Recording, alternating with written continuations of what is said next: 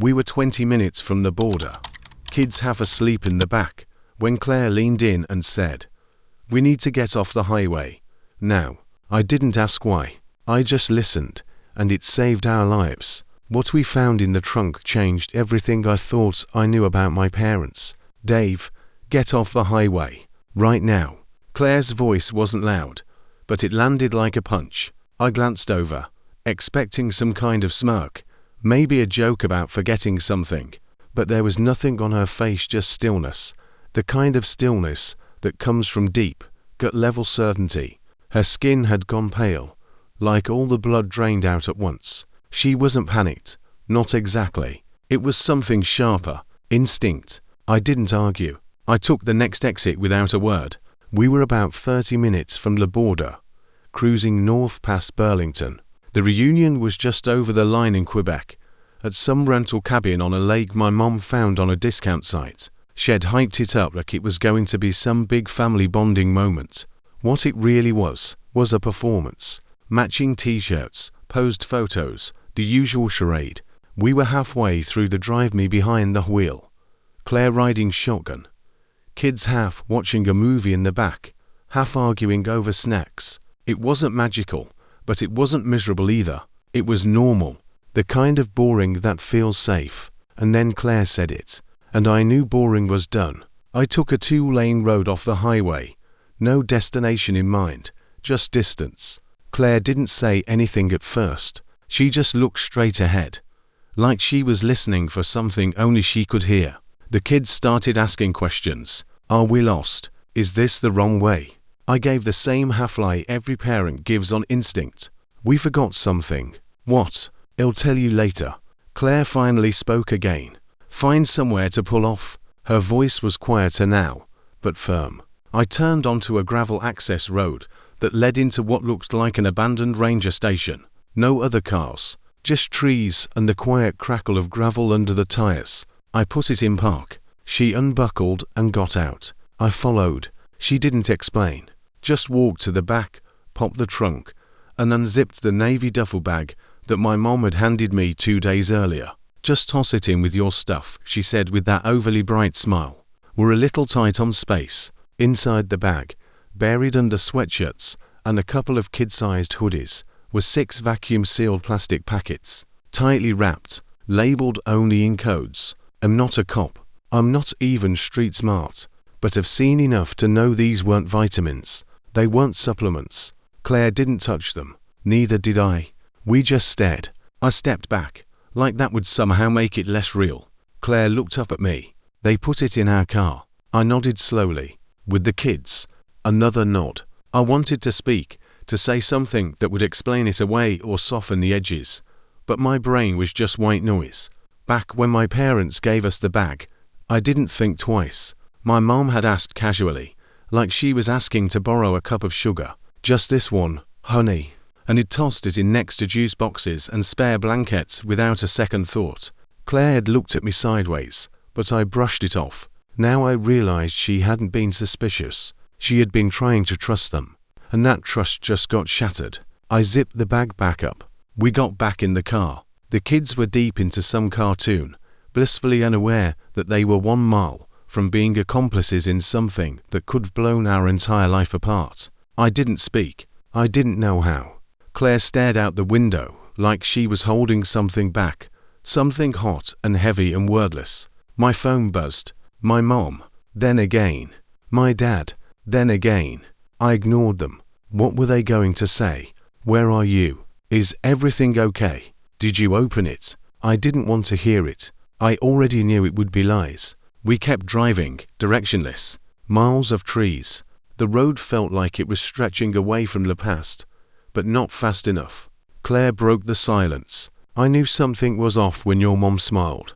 I looked over. She was talking more to herself than me. It was in her eyes, like she'd already won. We didn't go to the lake house. We didn't cross the border. We didn't even go home, not right away. Instead, we drove back to my parents' place in Rhode Island. 6 hours, mostly in silence. We got there just after 8 p.m. Porch light was still on. They weren't home. Claire found the key still hidden under the same fake rope my dad ordered from a hunting catalogue. We let ourselves in, walked to the front hallway, and set the bag down. We didn't open it. We didn't leave a note. It was just there, unspoken and loud as hell. When we got back to our place, the kids went to bed like it was any other day. Claire and I sat on the edge of the bed, not touching, not talking, just breathing like our lungs were trying to recalibrate. Then the phone rang. My mom again. I answered. Her voice was full of light and concern. "David, sweetie, we were so worried. Where did you guys go? Are you all right?" I let the silence stretch. Then I said, "We dropped off the bag at your house." She paused. I could almost hear her blink. Then, "Fake chipper, oh, great. We just thought maybe you forgot it." I cut her off. "If it was that important, maybe you should have carried it yourself." And then I hung up. I didn't shout. I didn't demand answers. The silence was enough. That was the last time I answered her call. The exit came up fast, just a narrow turn-off marked by a fading green sign with a name I didn't catch. Gravel kicked up under the tires as we rolled onto the dirt road, a forgotten side path that hadn't seen traffic in years. Trees closed in around us, the canopy casting long shadows across the hood. I slowed to a crawl. Claire pointed ahead.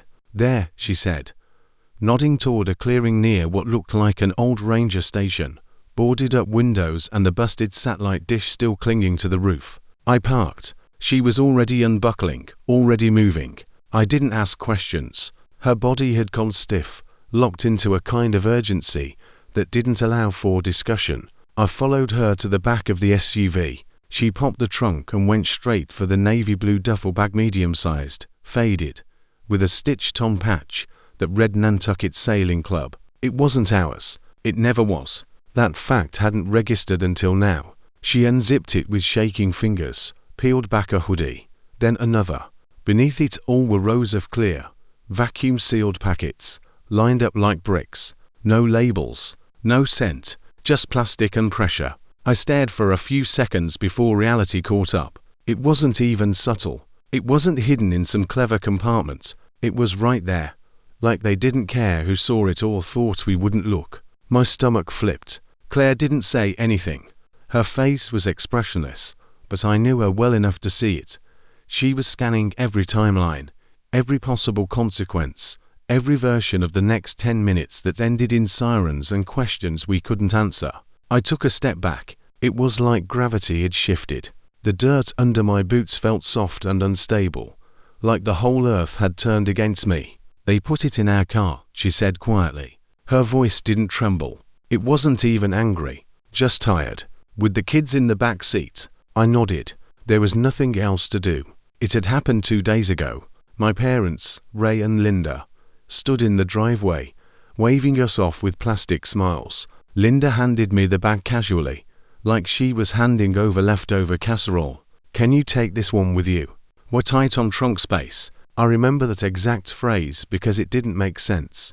They were driving separately, in a van with just the two of them. No luggage on the roof, no coolers strapped down, just them and a lot of empty seats.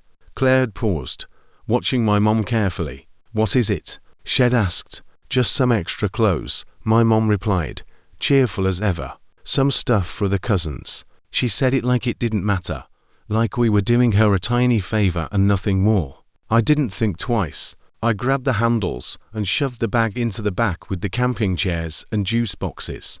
Claire didn't argue at the time, but now, in the quiet forest off a dead road, she looked at me like she'd been arguing the whole time in her head, like she'd known, or at least suspected. I crouched next to the bag and zipped it shut slowly, like it might explode.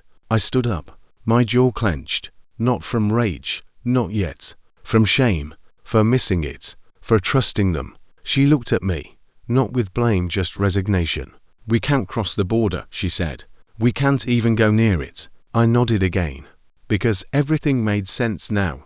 The sudden generosity, the happy phone calls, the fact that they hadn't pushed when I said no about helping Eli, my brother, with another one of his half-baked business ideas. This wasn't a bag of clothes. This was leverage. This was bait. And we were the idiots driving the trap across international lines. "We have to give it back," I said. Claire didn't move, didn't answer. She was staring into the trees like she could already see the headlines. Family of 5 detained. Children questioned. Life unraveled. She finally turned back to me. Let's just get it out of our lives. Her voice was level, measured, but I heard it that edge. Not fear, fury. The quiet kind. We drove in silence. Neither of us touched the radio. My phone buzzed once. My mom. Then again. Then Ray. I didn't answer. What could they possibly say that would undo this? Nothing. We didn't speak as we drove, but the silence said everything. It wasn't just about what we'd found in that bag. It was about what we'd always known and hadn't admitted. I stared at the road, hands gripping the wheel harder than necessary, while Claire sat rigid beside me, one hand pressed to her mouth, like she was physically holding back the words she didn't want our kids to hear. 40 minutes. That's how long it took to drive back toward my parents' place in Warwick. The whole way, I kept replaying moments in my head, not from today, but from years back. Every favor they asked for, every time they smiled a little too wide, every time I ignored the part of me that wanted to say no. My parents, Ray and Linda, were experts in the art of looking successful. Big house with a white stone driveway, tasteful art on the walls, always a bottle of mid-shelf wine ready to open. They sent my brother Eli's kid to a private school that cost more than my mortgage. They remodeled the kitchen twice in 5 years. They gave off this constant glow of comfort and control. But it was fake. It always had been. I used to hear them whispering late at night about money. I knew the cards were maxed out. I knew about the home equity loan they pretended didn't exist. My dad once told me, "Money's not about what you have, it's about how people think you have it." I thought he was being sarcastic. He wasn't. Eli, my younger brother, learned that lesson better than anyone. He had charm, endless amounts of it.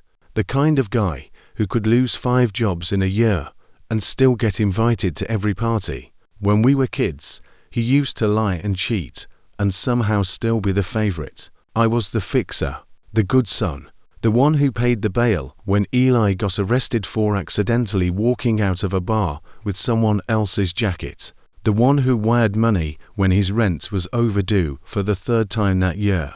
And the worst part, I did it. I told myself it was the right thing to do, that I was protecting the family. Claire never pushed, but she saw it. She saw what I was letting them take. 3 months ago, they came to me with another investment. Some startup. Eli was involved in something about imported luxury soaps. I didn't even listen to the whole pitch. I just said, no. It was quiet, but firm. I can't keep bailing him out. I won't. My mom's face twisted like it insulted her personally. We're a family, she said. Like that was supposed to mean open wallet on demand. I thought it was over after that. A cold front, a few passive-aggressive texts, nothing new. But now, after what we found in the trunk, I realized this wasn't over. It had just evolved. When I stopped saying yes, they found another way to use me. And this time, they used my kids too. We pulled into their driveway just after 1. Their car wasn't there. No lights on. Porch still cluttered with the same wine chimes and fake plants my mom never watered. Claire got out first. She moved with this calm, focused energy that I'd only ever seen once before, the day she gave birth to our oldest. Not panicked, just decisive. The fake brick key holder was still on the side path, tucked under the azaleas, same hiding spot they'd used for years, even after I warned them how unsafe that was. Claire grabbed it without a word, passed the key to me. I opened the door. The house smelled like carpet cleaner and lemon air freshener. Everything was tidy, staged. Even their secrets were neat. We didn't go far, just inside the entryway. Claire placed the duffel bag on the tiled floor, right next to the shoe bench. She didn't adjust it, didn't fold the handles, just set it down like it belonged there. I looked around the room, I'd known since childhood, and saw it differently now, like the whole house was built on borrowed time. Neither of us spoke. There was nothing to say. No note, no message, just the silence, louder than any confrontation could have been. I locked the door behind us and dropped the key back under the fake brick. Back in the car. I didn't start the engine right away. We just sat there, letting the weight of what almost happened settle into our bones. Claire looked at me and said, "They knew what they were doing." I nodded, not because I agreed, because I finally saw it too. That night, after the kids were in bed and Claire was folding laundry in the other room, my phone lit up with her name, Mom. I let it ring once, twice, then I picked up. I didn't speak. "Hey, honey," Linda said in her sunniest tone. "Just checking in. We were wondering where you went. Everything okay?" Still, I said nothing. The sound of her voice was like nails on glass now, too bright, too smooth. I could picture her standing in their kitchen, phone pressed between her shoulder and ear, smiling like she'd just called to chat about zucchini bread. Then, like she couldn't help herself, she went on, "Did you forget the bag? It's important." That was it. Not even a stutter. Just a simple nudge, like she was asking about dry cleaning. I kept my voice flat. "We returned it. To your house." There was a long pause. Nothing but breathing on the other end, the kind of silence that's calculating. Then she said it. Like it was inevitable. "You always overreact, David." I didn't answer. I just hung up. I sat there for a while, phone in my lap, screen gone dark. Not angry. Not even surprised. Just cold. That was the thing with my mom. She was never wrong, just misunderstood. Never cruel, just concerned. And if something blew up, it was because someone else lit the match. 2 days passed. Claire was working a late shift, so it was just me and the kids when I heard the doorbell. I checked the camera first. Of course, there they were, Ray and Linda, standing on the porch like they were there to deliver muffins, like they hadn't tried to traffic something across the border, using their grandchildren as camouflage. I stepped outside, closing the door behind me so the kids wouldn't hear. My mom smiled, that tight, rehearsed smile that never touched her eyes. "We thought we should talk," she said, folding her arms like we were in some kind of dispute about parking tickets. "We figured we could clear the air," my dad added. He looked tired, but not ashamed, just annoyed, like this had become inconvenient. I didn't speak. "It was nothing serious," Ray said eventually. "Just a favor. A small one. You used our kids," I said. Linda opened her mouth, tried to make it sound reasonable. "We were desperate. You wouldn't help us." And there it was, the classic pivot, like their betrayal was my fault for not being generous enough. Like they didn't hide a crime in the back of my car. They just responded to being abandoned. "You don't get to do that," I said quietly. "You don't get to risk our lives and pretend it was kindness." She bristled. "We didn't think it was a big deal." Ray added, "You didn't even open it right away. If it was that dangerous, don't you think you would have noticed?" They were doubling down, minimizing, deflecting, manipulating, and for once, I wasn't biting. I looked them both in the eye. "We're done. Don't call. Don't come here. You don't get to see the kids. Stay away from my family." My mom opened her mouth again, her face going tight, her voice rising just slightly like she was preparing for a final act. But I didn't wait. I turned, walked back into the house, and locked the door behind me. It was a Wednesday.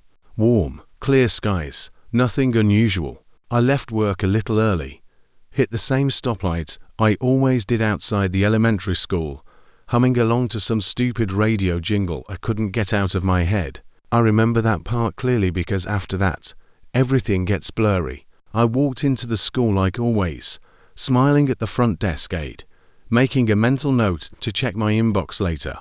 But the moment I stepped into the hallway toward the pickup area, I noticed something was off. No backpacks lined up, no chattering, just a teacher, Ms. Alvarez, locking her classroom door. She looked surprised to see me. "Oh," she said, "you're back." I blinked. "What do you mean?" She tilted her head, frowning slightly. "Your parents already picked them up. All 3. About an hour ago." I didn't feel my body move, but I was outside seconds later, running to the car. I don't remember buckling in. I don't remember checking traffic. All I remember is my pulse in my ears, and the way my hands gripped the steering wheel was the only thing holding me in this world. It wasn't a question of where they were. I already knew. When I pulled into my parents' driveway, I could hear the music before I even shut the engine off. Laughter, cartoon noises, something beeping repeatedly. Maybe a toy, maybe the microwave. Inside, it looked like a birthday party had exploded. Candy wrappers on the floor, new toys still in boxes, balloons. The kids were high on sugar and excitement, bouncing from room to room like they just walked into Disney World. My dad was building some battery-operated robot on the carpet with my youngest. My mom was slicing cake. Humming like this was the most natural thing in the world. Claire arrived 5 minutes later. I had texted her one word, urgent. When she stepped through the front door and saw the scene, I saw something inside her harden. She didn't yell. She didn't cry. She just looked at me, then at them, and said, "We're leaving. Now." The kids didn't understand. Of course they didn't. Grandma and Grandpa had given them everything they were usually told no to. Soda, toys, screen time. The youngest whined. The oldest clutched a stuffed dinosaur. Was his ticket to staying. "Can we keep the toys?" One of them asked. Claire hesitated for just a second. Then she nodded, yes, because we both knew. Saying no would make us the villains. And she wasn't giving my parents that satisfaction. We packed them into the car without another word to Ray or Linda. My mom called after us, her voice syrupy and smug. "They'll come back to us. They always do." She said it like a fact, like a prophecy, like she still believed she had some invisible hold on us. That night, we didn't argue. We didn't spiral. We didn't even second guess. Claire sat on the edge of the bed, tying her hair back into a knot, and said, "We have to go." I said, "I know." She looked up. "You mentioned Asheville before. My company has a branch there," I said. "The transfer's still an option." She nodded once. "Let's take it." We didn't post about it. We didn't send one of those polite "we're moving" messages to the family group chat. We didn't leave a forwarding address. Within 2 weeks, we were gone. New state, new schools, new air. Asheville smelled like pine and rain and silence. A clean kind of quiet I hadn't realized I'd missed. We rented a house on the edge of the Blue Ridge Mountains, surrounded by tall trees and long mornings. The kids adjusted faster than I thought they would. Claire started sleeping through the night. And me. I stopped flinching when the phone rang. We didn't disappear for drama. We didn't run away. We escaped. It was a Saturday morning. One of those cool, damp days in Asheville, where the clouds roll low over the mountains and everything smells like wood and wet grass. Claire was at the farmer's market with the girls. I was in the backyard throwing soft pitches to our youngest, his grip still clumsy on the bat, but determined. My phone buzzed on the porch rail. I ignored it. We were mid-game. Later, after lunch, I checked. It was an email. From Eli. Subject line, "Emergency. Please read." I stared at it for a long time. I hadn't heard from my brother since before the move. We hadn't told him where we were going. I figured word would get around eventually. It always does. The message was frantic, rushed, no punctuation. Have spelled words like he couldn't type fast enough. The gist was simple. Our parents had been arrested at the Canadian border. This time, they didn't use anyone else. No borrowed cars, no extra bags. Just their own trunk and their own hands on the wheel. They were caught trying to bring something across. Same product, same packaging. Not hidden well. Not hidden at all, really. Like they still believed they could outcharm the system. Eli said it wasn't like before. This time it was serious. Federal charges. They need a lawyer. They need money. They need help. "You're still their son." I read that line 3 times. "You're still their son." I didn't feel anger. Not anymore. Just this quiet, heavy kind of clarity. I clicked reply. Wrote 7 words. "I was, once." You ended that. I didn't wait for a response. I didn't expect one. Weeks passed. News traveled in pieces. A cousin mentioned the plea deal. 4 years each, reduced for cooperation. It wasn't front page stuff. Just enough to ruin a name. Enough to give them time to sit with it. If they were capable of sitting with anything. And me. I got my life back. It's slower here. Simpler. I work less. I eat with my family every night. I go to little league games and school concerts. and I don't check my phone every 10 minutes. Claire doesn't flinch when the doorbell rings anymore. She sleeps, really sleeps. Sometimes, I still catch myself waiting for the next shoe to drop, for the knock, for the guilt to creep back in. But it never does, not like before. Growing up, I thought loyalty meant saying yes, sacrificing, making it work, keeping the peace no matter the cost. But I know better now. True loyalty isn't about enabling, it's about protecting. And sometimes, the only way to protect the people you love is to walk away from the people who don't. So now I ask you, was I wrong to disappear? Or was that the only thing I ever truly did right? If stories like this make you think twice about trust and family, hit like and subscribe. If got more.